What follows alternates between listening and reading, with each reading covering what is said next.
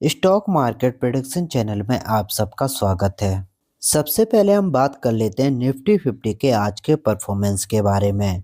आज Nifty 50 flat open हुआ और वहीं से निफ्टी 50 में कंटिन्यू गिरावट देखने को मिली और सेकेंड हाफ में हल्की सी रिकवरी देखने को मिली और निफ्टी 50 100 पॉइंट की गिरावट के साथ क्लोज हुआ है। अगर निफ्टी 50 के चार्ट को देखें तो ये निफ्टी 50 का 15 मिनट का चार्ट है और आप यहाँ पे देख सकते हो कि मॉर्निंग सेशन से ही निफ्टी 50 में कंटिन्यू गिरावट देखने को मिली और निफ्टी 50 ने 24,600 के लेवल से सपोर्ट लिया और उसके बाद इसने हल्की सी रिकवरी दिखाई है।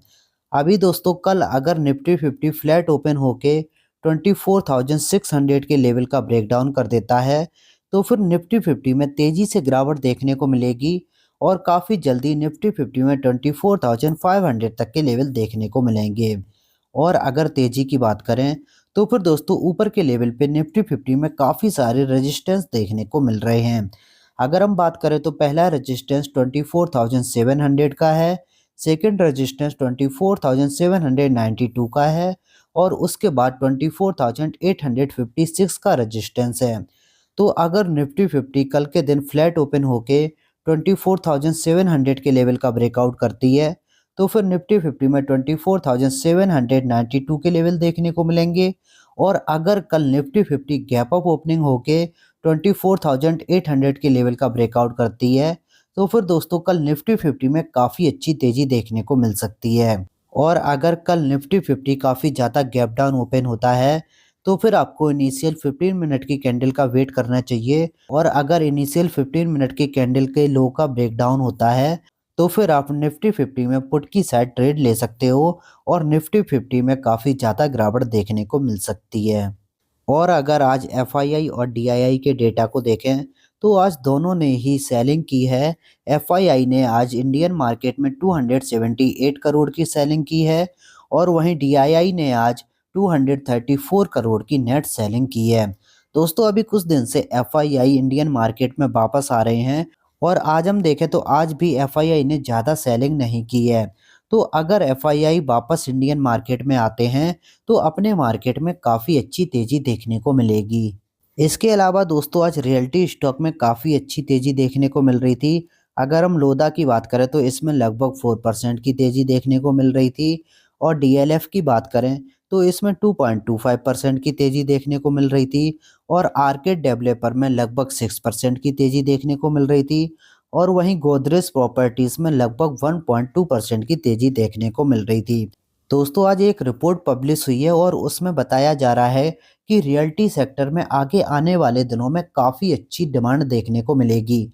और जब रियल्टी सेक्टर में डिमांड देखने को मिलेगी तो इनकी सेल्स में काफ़ी अच्छी ग्रोथ देखने को मिलेगी और जब इन कंपनियों के सेल्स में ग्रोथ देखने को मिलेगी तो इनके प्रॉफिट भी काफ़ी अच्छे से ग्रो होंगे और जब इनके प्रॉफिट में ग्रोथ होगी तो इनके स्टॉक प्राइस में भी ग्रोथ होगी और यही रीजन है कि आज जितने भी रियल्टी स्टॉक थे उनमें काफ़ी अच्छी तेज़ी देखने को मिली है। इसके अलावा एंजल वन की बात करें तो आज इसमें लगभग 5% की गिरावट देखने को मिली है और अगर हम लास्ट 5 डेज की बात करें तो इस स्टॉक में 6% की गिरावट देखने को मिली है और अगर हम लास्ट 1 ईयर की बात करें तो दोस्तों इस स्टॉक ने नीचे के लेवल से काफ़ी अच्छी रिकवरी दिखाई है और अगर हम देखें तो इस स्टॉक ने अपने लो से लगभग 57% के रिटर्न दिए हैं और ये कंपनी काफ़ी अच्छी है। दोस्तों ये जितने भी ब्रोकरेज फर्म वाली कंपनी है इन पे सेबी के एक्शन की वजह से काफ़ी ज़्यादा गिरावट देखने को मिली थी बट बाद में ये सारी बैड न्यूज़ इनके स्टॉक प्राइस में फैक्टर इन हो गई और अभी इनके ग्रोथ के हिसाब से इन स्टॉक में काफ़ी अच्छी तेज़ी देखने को मिल रही है। तो अगर आपके पास ये स्टॉक है तो फिर आपको इस स्टॉक को होल्ड करना चाहिए। ये कंपनी आपको लॉन्ग टर्म में काफ़ी अच्छे रिटर्न देगी।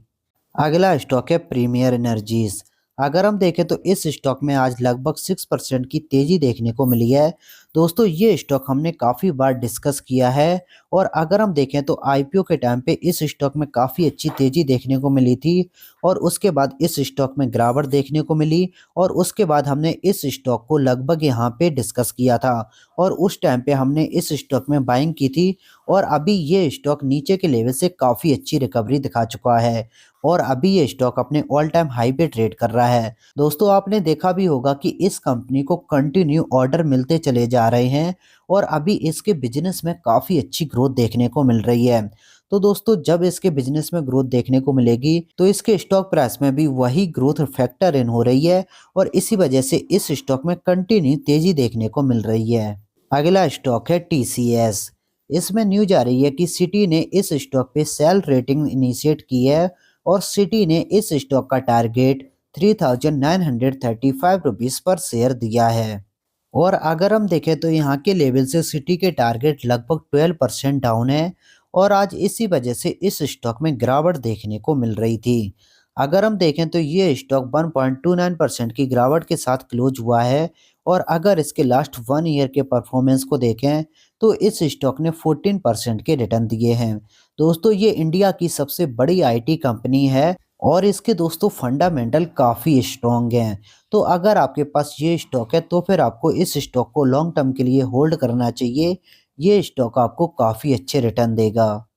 और अगर फेयर कैम ऑर्गेनिक्स की बात करें तो आज इस स्टॉक में 20% का अपर सर्किट हिट हुआ है और अगर इसके लास्ट 1 ईयर के परफॉर्मेंस को देखें तो फिर दोस्तों आप यहाँ पे देख सकते हो कि आज की अगर तेजी को हटा दें तो इस स्टॉक में लगभग 45% की गिरावट देखने को मिल रही थी। दोस्तों जब कभी स्टॉक में काफ़ी ज़्यादा गिरावट देखने को मिलती है तो उसमें हल्की सी तेजी देखने को मिलती है। जैसे कि आप यहाँ पे देख सकते हो कि यहाँ पे भी इस स्टॉक में काफ़ी अच्छी तेजी देखने को मिली थी और उसके बाद यहाँ पे भी इस स्टॉक में काफ़ी अच्छी तेजी देखने को मिली थी और अभी फिर से इस स्टॉक में नीचे के लेवल से काफ़ी अच्छी तेजी देखने को मिली है। बट दोस्तों अगर हम देखें तो आज इस स्टॉक में अपर सर्किट हिट हुआ है और जब कभी भी किसी स्टॉक में अपर सर्किट हिट होता है तो मतलब कि उस स्टॉक में बड़े प्लेयर एंट्री कर रहे हैं और अगर किसी स्टॉक में बड़े प्लेयर एंट्री कर रहे हैं तो इसका मतलब ये है कि उस स्टॉक में फ्यूचर में काफ़ी अच्छी ग्रोथ देखने को मिलेगी।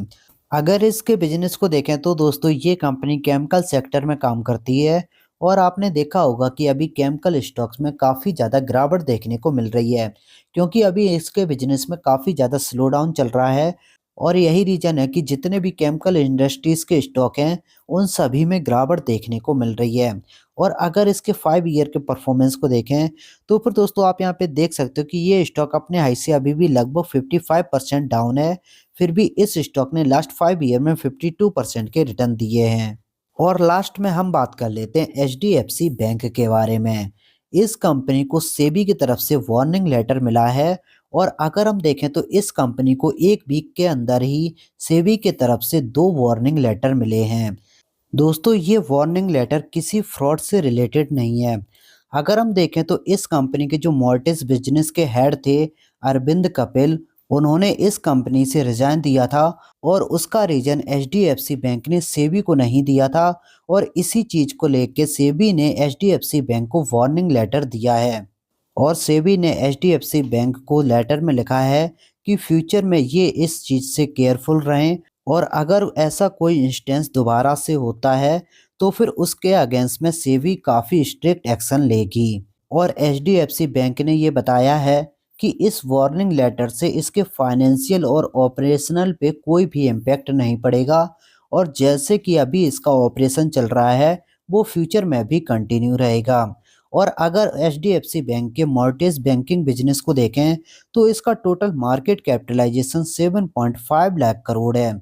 और इस मॉर्गेज बिजनेस के हेड अरविंद कपिल थे जो कि एचडीएफसी बैंक ने 28 मार्च को इनकी जगह इमीडिएट इफेक्ट के साथ सुमंत राम गोपाल को हेड बना दिया था। और दोस्तों सेबी का ये रूल है कि अगर किसी कंपनी से कोई भी अपॉइंटमेंट होल्डर हटाया जा रहा है या फिर वो रिजाइन दे रहा है तो उसका रीजन सेबी को बताना पड़ता है और उसके अलावा एक्सचेंज फिलिंग के जरिए बीएससी और एनएससी के जरिए जितने भी शेयर होल्डर हैं उनको भी उसका रीजन बताना पड़ता है। और इसमें एचडीएफसी फेल हुई थी तो उसी की वजह से एचडीएफसी को ये वार्निंग लेटर मिला है। और आज के परफॉर्मेंस को देखें तो आज एचडीएफसी बैंक में 0.52% की गिरावट देखने को मिल रही थी। दोस्तों इस वार्निंग लेटर से इस कंपनी के ऑपरेशन पे कोई भी इम्पैक्ट देखने को नहीं मिलेगा। तो अगर आप ऐसा सोच रहे हो कि इस स्टॉक में इस वजह से गिरावट होगी तो फिर हो सकता है कि इस स्टॉक में थोड़ी बहुत गिरावट हो बट इस वजह से इस स्टॉक में कोई मेजर गिरावट देखने को नहीं मिलेगी। और अगर हम इसके लास्ट 1 ईयर के परफॉर्मेंस को देखें तो फिर आप यहाँ पे देख सकते हो कि इस स्टॉक ने नीचे के लेवल से 31% के रिटर्न दिए हैं और लास्ट 1 ईयर में इस स्टॉक ने 12% के रिटर्न दिए हैं। और अगर इसके 5 ईयर के परफॉर्मेंस को देखें तो दोस्तों इस स्टॉक ने काफ़ी ज़्यादा अंडर परफॉर्मेंस दिखाया है और इस स्टॉक ने लास्ट 5 ईयर में मात्र 43% के रिटर्न दिए हैं। बट दोस्तों ये इंडिया की सबसे बड़ी बैंक है और अगर आप इस स्टॉक को लॉन्ग टर्म के लिए होल्ड करते हो तो फिर आपको ये स्टॉक काफ़ी अच्छे रिटर्न देगा। और जाते जाते एक बार हम डो जोन्स को चेक कर लेते हैं। अगर हम देखें तो स्टार्टिंग में डो जोन्स में काफ़ी अच्छी तेज़ी देखने को मिली थी बट उसके बाद अभी डो जोन्स में गिरावट देखने को मिल रही है और डो जोन्स 14 पॉइंट की गिरावट के साथ ट्रेड कर रहा है। तो दोस्तों हमें डो जोन्स को ट्रैक करना पड़ेगा। अगर डो जोन्स में ज़्यादा गिरावट देखने को मिली तो हो सकता है कि कल हमारे मार्केट में भी गैप डाउन ओपनिंग देखने को मिले। दोस्तों अगर वीडियो अच्छा लगा हो तो please like the video and subscribe the channel. इस वीडियो में इतना ही, मिलते हैं अपने नेक्स्ट वीडियो में।